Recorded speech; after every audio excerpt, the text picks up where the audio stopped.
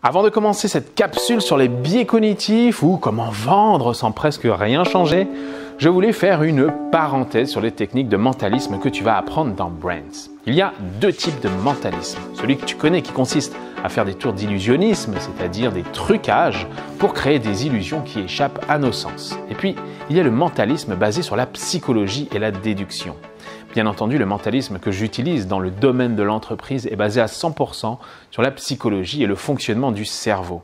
Et je n'utilise pas de trucs ou de subterfuges pour produire un effet, mais plutôt des failles du cerveau bien réelles.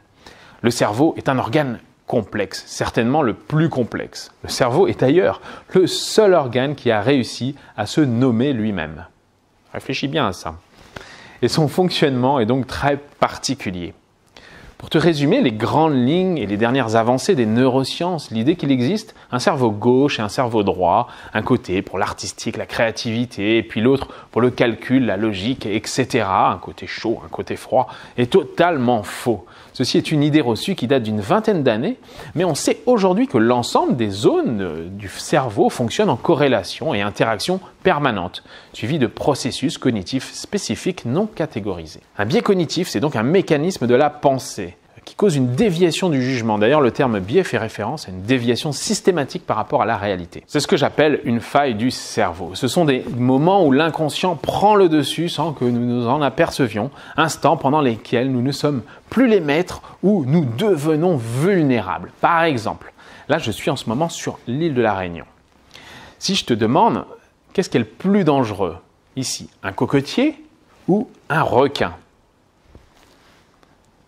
Réfléchis bien, un cocotier ou un requin. Bon, tu penses évidemment aux requins, tu regardes les actualités sur les récentes attaques de requins, tu as à l'esprit l'impact du tourisme, de l'économie, les surfeurs qui se sont fait attaquer, ou les lieux de baignade qui sont bloqués ou dangereux. Tout ça contre un vulgaire cocotier, ça ne fait pas le poids. Pourtant, il y a eu 21 attaques de requins depuis 2011, soit 3,5 par an en moyenne, contre 53 personnes tombées gravement d'un cocotier, 23 de traumas crâniens touchés par une chute de noix de coco ou même 2 personnes écrasées par un arbre. Donc dans cet exemple, j'ai utilisé ici ce qu'on appelle le biais de disponibilité, qui est l'un des 100 biais cognitifs que tu vas apprendre à utiliser dans Brands. Le biais de disponibilité, c'est le fait de ne pas chercher de nouvelles informations et de se contenter de celles que nous avons à disposition tout de suite dans le cerveau, qui sont déjà donc disponibles. C'est un mode de raisonnement qui, sur une question donnée, va privilégier ou surestimer les informations immédiatement disponibles à ta mémoire, en particulier lorsqu'elles sont stéréotypées en plus. Donc, par exemple, le fait d'avoir vu la veille un reportage sur des hommes politiques véreux vont t'inciter à penser qu'ils le sont tous.